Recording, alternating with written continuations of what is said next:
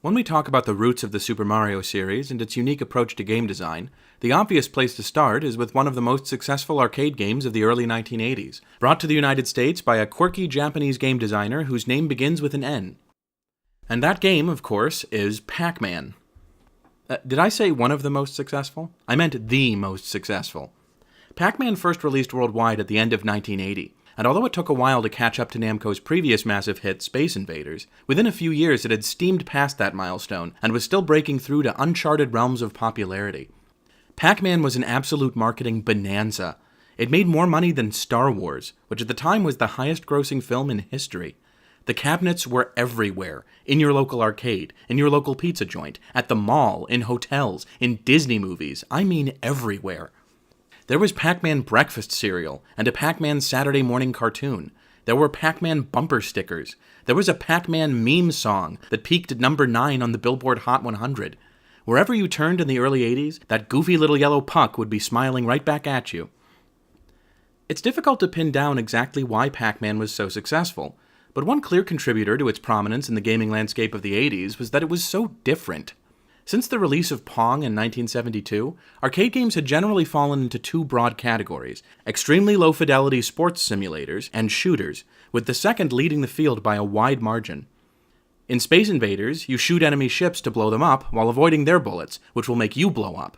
In Berserk, you run around and shoot robots to blow them up while they try to shoot you back and blow you up.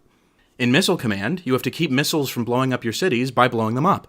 In Asteroids, you try to blow up space rocks while not getting blown up by UFOs, or being hit by either the rocks you're blowing up, or the little rocks that they turn into after you blow them up, or else you'll blow up. Obviously, there are exceptions to this, Atari's Breakout being one of the most prominent. But for a long time, it seemed like the major boundary that most game developers were pushing was how many explosions could appear on screen per minute before the sheer volume of electrons would cause the cabinet to spontaneously combust. Pac-Man broke the mold by not having anything blow up. The hook in this game isn't virtual explosions, but rather the unique and difficult-to-predict behavior of the enemies chasing you around a virtual maze. There's still an element of violence here. If the ghosts catch Pac-Man, he kind of implodes, and if he collides with them after collecting a power pellet, he eats them. But they always come back afterwards, and so does Pac-Man if you have an extra life. This doesn't feel like a fight to the death. It feels like playing tag with your friends, just with better sound effects. Pac-Man was noted at the time for being just as popular with girls as it was with boys, a distinction that wasn't lost on its American publisher, Midway, when it funded the creation of Ms. Pac-Man, which is essentially an American bootleg version of the original, with more stages and some extra bells and whistles. And it's quite likely that this move from Midway inspired Namco itself to attempt something that hadn't really been done with arcade games before. A sequel. Well, several sequels, actually, which were mostly unremarkable, until we get to 1984's Pac-Land, which was a complete reimagining of the basic concept of a little yellow guy running away from ghosts and eating dots. Based very loosely on the Saturday morning cartoon, which had just recently gone off the air, Pac-Land sees Pac-Man bid farewell to his wife and baby in order to take a lost ferry back home, then use the magical boots he receives as thanks to hurry back to his own house and the anxiously awaiting Pac-Fam. It's not much of a story, admittedly, but it is a story with some classic fantasy elements, which is more than most arcade games had at the time. However, what really made this game special wasn't the story, it was the scrolling. Pac-Land was one of the first successful arcade games to break out of the single-screen mentality and instead feature a vast expanse of horizontal real estate, filled with all kinds of different level elements and visual details. There are only 3 inputs here, left, right, and jump. But because Pac-Man has unique interactions with different objects, it ends up being far more complex than any of its predecessors. In Pac-Land, the familiar ghosts don't just chase him around a bunch of hallways. They try to drive cars into him, zoom through the air in planes, and hover above his head and in windows, dropping little ghosts in his path. Pac-Man can protect himself from their projectiles by finding helmets hidden in parts of the level, or running into a power pellet to become invincible and turn the tables on the ghosts as usual. And of course, he can always jump over the ghosts or run under them. In some stages, Pac-Man can jump over and over again, staying in the air indefinitely as he vaults over obstacles and avoids flying ghosts. In other stages, springboards allow him to take a single massive leap and float down to the ground, collecting fruit as he does so. In still other stages, he has to collect keys to make his way through a maze-like building full of locked doors. And yes, as you may have picked up, the simple fact that there are multiple stages with different mechanics in each is already a huge innovation on what went before. Pac-Land is arguably the first game to qualify as what we would now call a platformer. It has the scrolling horizontal levels, the emphasis on jumping, and the interconnected goals of avoiding or defeating enemies and making your way from one end of a stage to the other. So it should come as no surprise that, on top of being one of 1984's most successful arcade games, Pac-Land was also the ideal template for Nintendo to work from, as it developed its own masterpiece in the genre which lead designer Shigeru Miyamoto liked to refer to as athletic games. In other words, Super Mario Bros.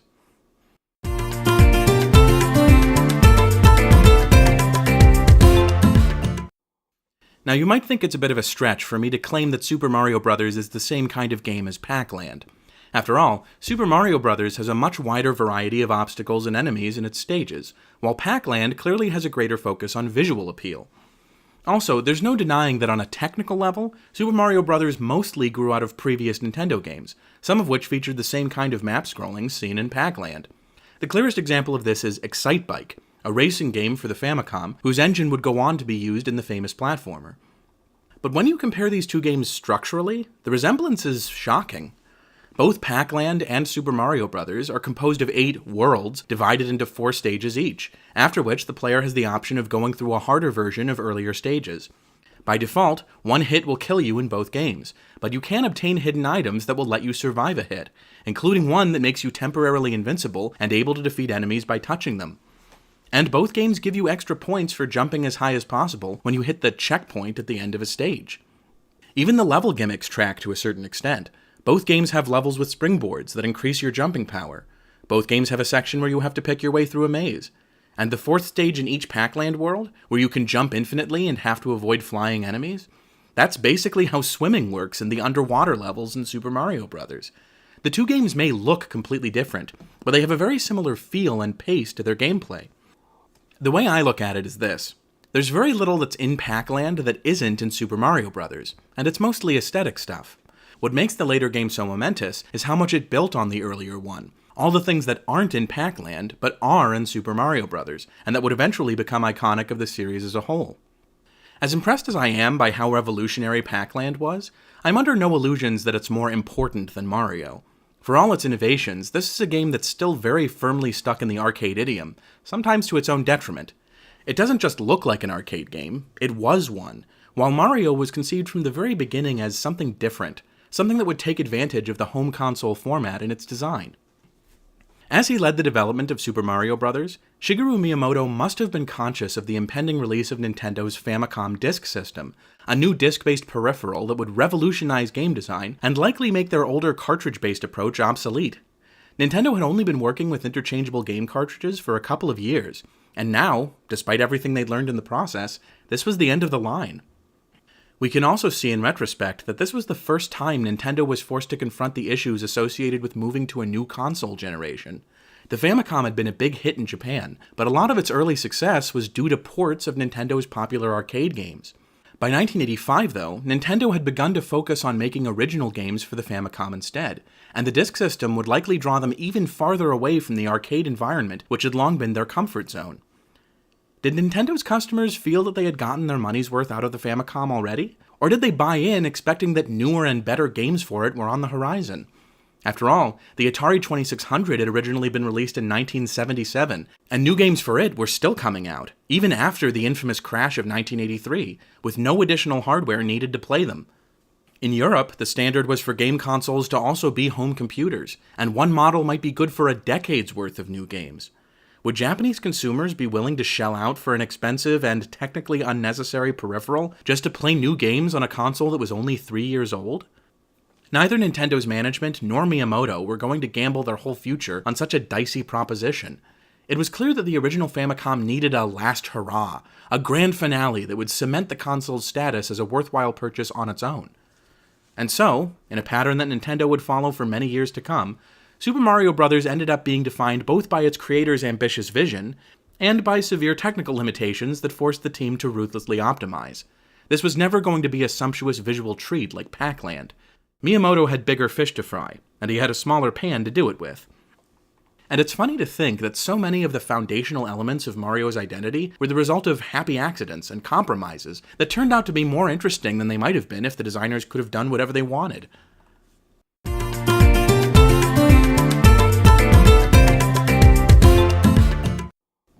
In discussing the Mario games, I'm going to start in each case with the story and aesthetics, not necessarily because these are the first things designers work on, but because they're the first things you generally notice as a player. Super Mario Bros.' keynote in nearly every aspect of design was simplicity, and the story is no exception. It was common even in the 1980s for a game to have very little text appear on screen, and only attempt to tell a complete story in the manual. But here, Nintendo barely even does that. The game description basically just says that there were a bunch of mushroom people, the Koopas took over their kingdom, and used magic to turn them into bricks and field horsehair plants, meaning horsetails, these things, and kidnapped their princess, who's the only person who can undo the spell on them. Mario hears about this happening somehow, and decides to help them, because he is the hero of this story. Maybe. This is all very high concept, but it does introduce several essential Mario characters to the series. From this basic synopsis, we hear about Princess Toadstool, Mario, Bowser, and the Toads, although the manual just calls them mushrooms for some reason. On the other hand, there's no Luigi here, even though he had already been introduced in Mario Bros. Back in 1983. This is likely one of many things the team simply couldn't include, due to lack of space. The game also has virtually nothing to say about Mario himself, which is weird when you consider that this is the 4th or 5th Nintendo game with him as the star. In earlier games, he was shown to be a carpenter rescuing his girlfriend, or a plumber who's sent into the sewers to do something I personally would not do in a million years. But here he's just some guy who's heroic for unspecified reasons.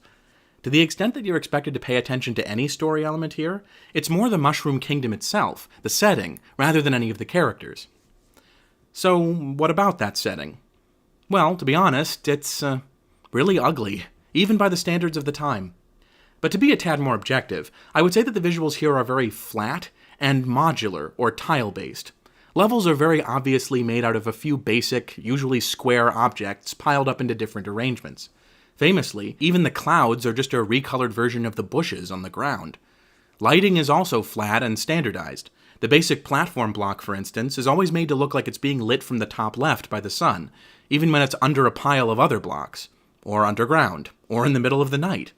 Pipes will have a metallic sheen on them too, but it doesn't follow the same logic as the blocks, and it also looks exactly the same no matter how bright the level is supposed to be. The overall art style is one that's very reminiscent of newspaper comics, especially in the inclusion of details that are realistic, but also stylized to the point that they don't resemble reality. And it exists here for the same reason that it does in newspaper comics, to make the most out of a format that gives you very little to work with. As a cartridge-based game for a home console, Super Mario Bros. Didn't have the memory to display lots of custom-made objects in a range of bright colors, the way arcade games like Pac-Land could. There were home console games with vibrant colors in them, like Excitebike, for instance. But then again, Excitebike didn't have 32 stages of content to fill. If you're going to be repeating the same structural elements over and over again, you don't want them to be brightly colored, because the lack of variety would cause them to appear garish and out of place. One of the best qualities of this game's visuals is that they're very easy to understand. There's been a lot of talk about how smooth Mario's jumping mechanics were, compared to what went before. But I think another reason this game feels so good to play is that its boxy design prevents visual confusion. Since most of the level is made out of squares, you don't wonder about whether you've collided with another object or not. It's obvious. The colors may be dull, but they're also easy on the eyes, and make the few things that are visually distinct, like the metallic glowing question boxes and coins, stand out sharply. That leaves us with the music.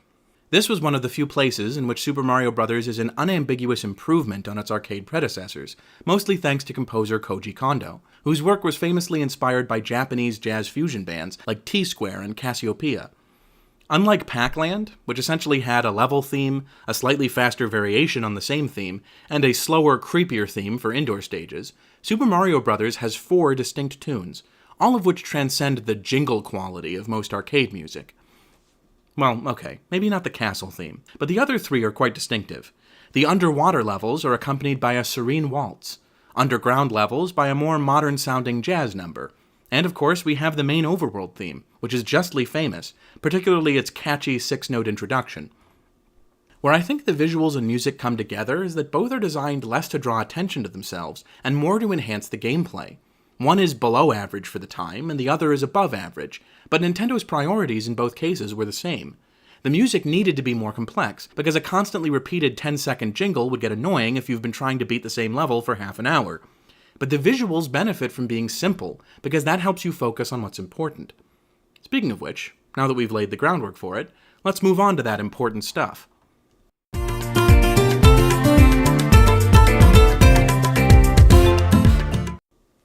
Since he was first introduced in Donkey Kong, Mario has had jumping as a defining characteristic. Originally, he was even named Jumpman.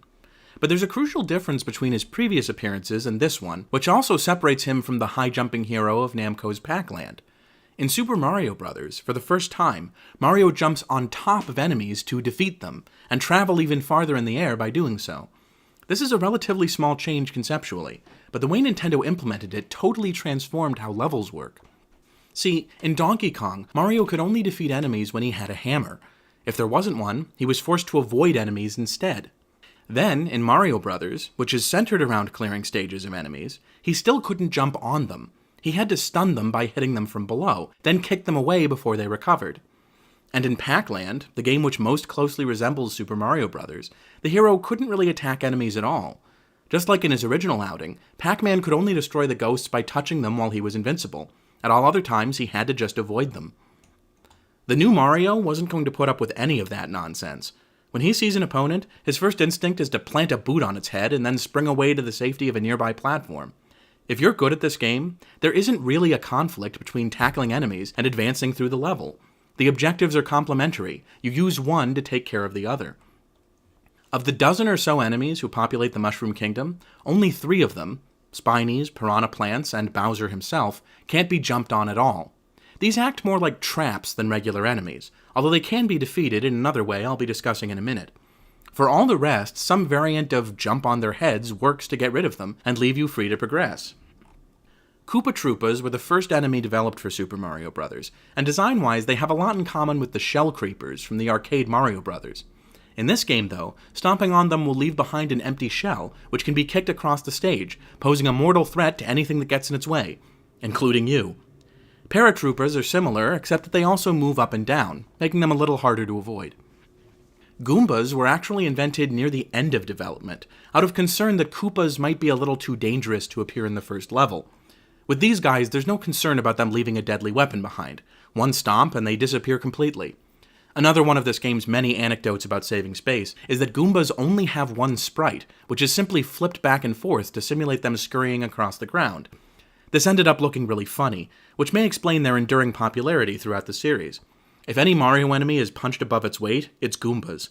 They're ubiquitous now, even though they weren't considered a major enemy when they were introduced. Buzzy Beetles are visually unique, but they're basically just Koopas who are immune to fireballs, in contrast to Spinies, who are vulnerable to fireballs but can't be jumped on. Cheep Cheeps move in straight lines underwater, but leap into the air to cause trouble in some overworld stages. Bloopers only exist underwater, and move in a jerky, unpredictable fashion that makes them hard to avoid. And Bullet Bills travel in straight lines across the screen after being shot out of a cannon, respawning infinitely until you clear that part of the screen. Finally, we have 3 enemies that I would describe as unusually difficult because of their complex movement and attack abilities. In several cases, these enemies are the most difficult obstacle in the stage they appear in. In at least one, I would say the enemy is basically the only obstacle. You'll also notice that all 3 of them are supposed to be turtles, basically the same species as the Koopa Troopas, but presumably a special kind. Hammer Brothers are the simplest of these 3, and the game really starts to spam them at you in the later stages. They hop up and down while throwing a barrage of hammers at you, which is basically the same attack that Bowser uses, but unlike Bowser, they can only take 1 hit. Lakitu, who hovers at the top of the screen throwing Spinies at Mario's head, is in some ways the most difficult enemy in the game, and novice players are advised to give up trying to hit him at all and just rush past him. There are never 2 of this guy on screen at the same time, and it's entirely possible that an encounter like that could make a stage unwinnable after just a few seconds. And then there's Bowser, who is unique in that he's the only enemy in the game that you have to defeat and not just avoid. He appears at the end of each world in the castle where a Toad, and ultimately the princess, is captured. To defeat him, you have to either pepper him with fireballs, or sneak around him to grab an axe that causes the bridge he's standing on to collapse into lava. Presumably Mario uses the axe to cut a rope or something that's holding the bridge up, but you don't see that happen. Oh, also, in the first 7 worlds, it turns out to not really be Bowser. Just as you don't actually find the princess after defeating it, I guess. And considering that this is the 3rd time I've mentioned fireballs without explaining where that comes from, let's segue into power-ups for a second here. There are only 3 real power-ups in Super Mario Bros. The mushroom turns him into Super Mario, meaning he can take an extra hit before dying, but also has a somewhat larger hitbox, which you can partially compensate for by crouching. The star acts almost exactly like the power pellet from the Pac-Man series, making Mario temporarily invincible and deadly to enemies until it wears off. And the fire flower, as long as Mario is super when he grabs it, gives him the ability to throw fireballs across the screen that will destroy most enemies in one hit. The interesting thing about these power-ups is that they never enhance Mario's core moveset of running and jumping. There's no run faster item, or one that lets you jump multiple times in midair, like the boots in Pac-Land. Instead, they're essentially a pathway toward an alternate moveset that makes the game easier as long as you can hang on to it. In underwater stages, for example, you can't attack enemies at all if you don't have a fire flower, while having it makes these levels almost trivial. Most enemies in the overworld are vulnerable to fireballs, even really difficult ones like the Hammer Brothers and Bowser. The few that aren't are generally very easy to get around, like Buzzy Beetles. So long as you can hang on to that fire flower, dealing with enemies is almost second nature, allowing you to focus on landing difficult jumps. But of course, if you miss one of those jumps, you lose your power, complicating the challenge once again until you can find 2 more power-ups. It's the same deal if you get careless and are hit by any enemy, trap, or projectile. And don't forget, that's harder to avoid because of your larger hitbox. Having progressively stronger power-ups wasn't unique to Super Mario Bros. When it came out, nor was the concept of having power-ups persist across stages.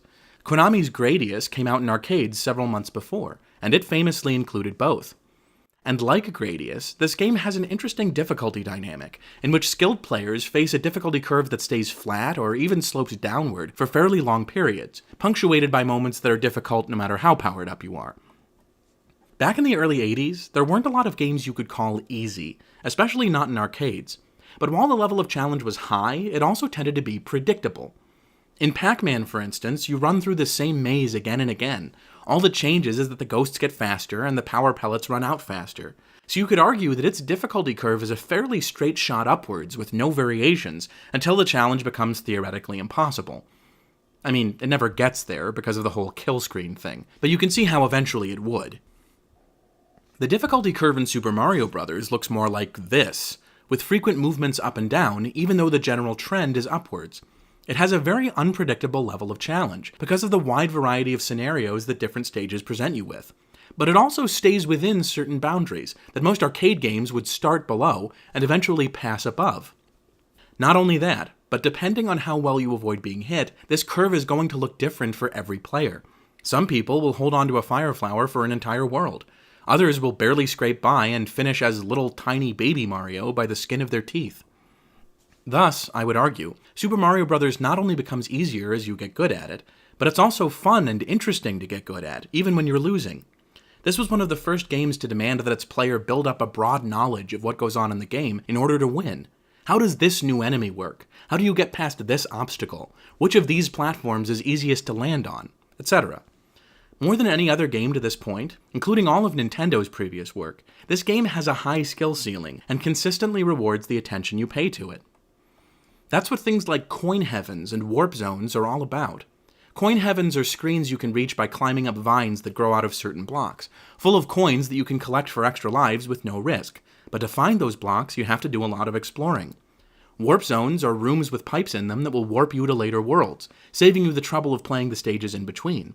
But they're very well hidden, often in places that look inaccessible.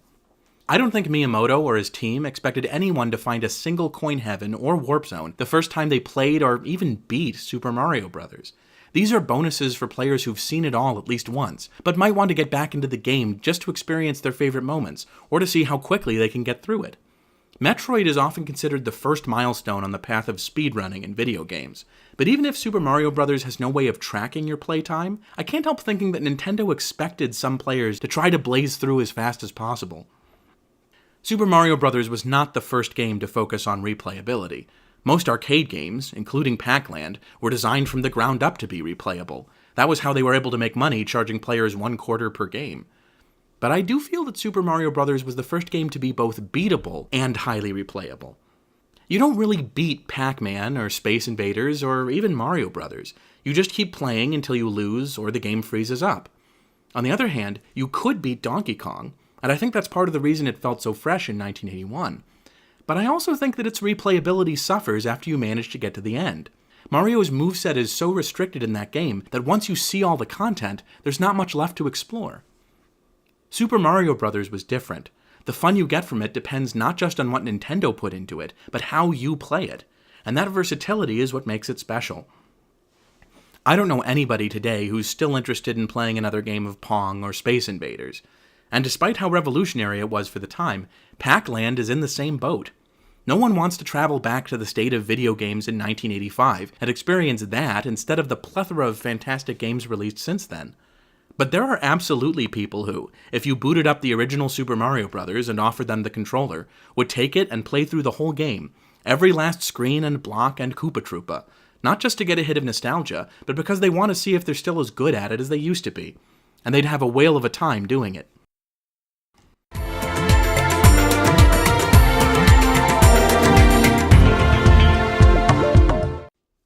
Now for the fun part. Well, fun for me anyway. Tallying up all the contributions that Super Mario Bros. Made to the Mario series as a whole. And wow, there's a lot to cover here. Nintendo really came out swinging with this first entry. So for convenience's sake, I'm going to group these contributions into 3 broad categories: characters and story, enemies and gameplay, and general design concepts. Mario and Luigi already existed prior to Super Mario Bros., but here we see the first appearance of damsel in distress, occasional partner, and overall sidekick Princess Toadstool, later called Peach, her loyal subjects the Toads, Mushroom People, and main villain Bowser, King of the Koopas, along with the Mushroom Kingdom, where most games in the series take place, at least partially. As for the actual plot, there really isn't one. Later games in the series would do a lot to flesh the story out, but here it's a basic rescue the princess plot that doesn't even really rise to the level of a fairy tale. Enemies, on the other hand, are one area where Super Mario Bros. Goes above and beyond. In fact, you could argue that back in the mid to late 80s, Nintendo's greatest strength was enemy variety. It's true of Mario, The Legend of Zelda, and the original Metroid. So many iconic enemies emerged here for the first time. We've got Goombas, Koopas, Piranha Plants, Cheep Cheeps, Bullet Bills, Hammer Brothers, and Lakitus. Buzzy Beetles and Bloopers are arguably a little less important, but we'll be seeing them again before too long. For power-ups, we have the first appearance of mushrooms, stars, and the game-changing Fire Flower. And speaking more generally, there's the idea of Mario stomping on enemies to defeat them, and breaking blocks to find power-ups and secrets inside. Even more generally, we have the idea of Mario traversing 8 unique worlds, which would prove to be a surprisingly durable idea, if a bit arbitrary. There's the geometric grid-like appearance of the graphics, which the series evolved past fairly quickly, but still clung to in places as a kind of nostalgic souvenir. By the 2000s, Nintendo was even joking about it, with levels like the Bitlands and Super Paper Mario. This is the game that gave us collecting 100 coins for a 1-up, testing the player's jumping skills for extra points at the end of a level, moving platforms, and the level timer, which speeds up the music once you hit 100 seconds, so you'll stop dawdling around and finish the level before Mario literally dies from boredom. In a sense, Super Mario Bros. Was the end of something very unique, a period of wild experimentation in which Nintendo struggled to find a winning game design formula. When you look at the launch titles for the Nintendo Entertainment System, you can see how freewheeling and even silly some of their game ideas were back then. Clu Clu Land, Duck Hunt, Gyromite, Ice Climber, Wild Gunman, Wrecking Crew. Hiroshi Yamauchi, Nintendo's president, thought of video games as basically expensive toys, and you can see how that vision was translated into really out-there concepts, some of which were based on actual physical toys from the days before they made software. Shigeru Miyamoto had a lot of clout thanks to hits like Donkey Kong, but he wasn't nearly as influential as, for example, Gunpei Yokoi, who began his career making non-electronic toys. And Miyamoto wouldn't rise to the same level inside the company for many years to come. Arguably, he didn't become the big shot we know today until Yamauchi retired at the turn of the 21st century. In late 1985, it was still kind of an open question whether Nintendo's push into the North American market would be a success or the last nail in the coffin for home video game consoles. The blockbuster success of Super Mario Bros. Put an end to all those doubts for good. From that time to this, Nintendo has been a major player in the worldwide video game market, and none of its reversals of fortune since then has managed to boot it out of the market or even substantially reduce its presence. This wasn't the end of Nintendo's experimentation, but it was the end of what you might call their aimless experimentation. Super Mario Bros. Had given them a foundation to build from, and in a way, every hit game for the NES after that point took at least something from its design, even if it's something you might not see at first glance. And ironically, one of the games in which it's hardest to see the influence of Super Mario Bros. Is the game that we in America regard as its sequel. This may have been the end of Nintendo's wandering in the wilderness, but it was only the beginning of the adventures of Super Mario. And his adventures were about to get weird.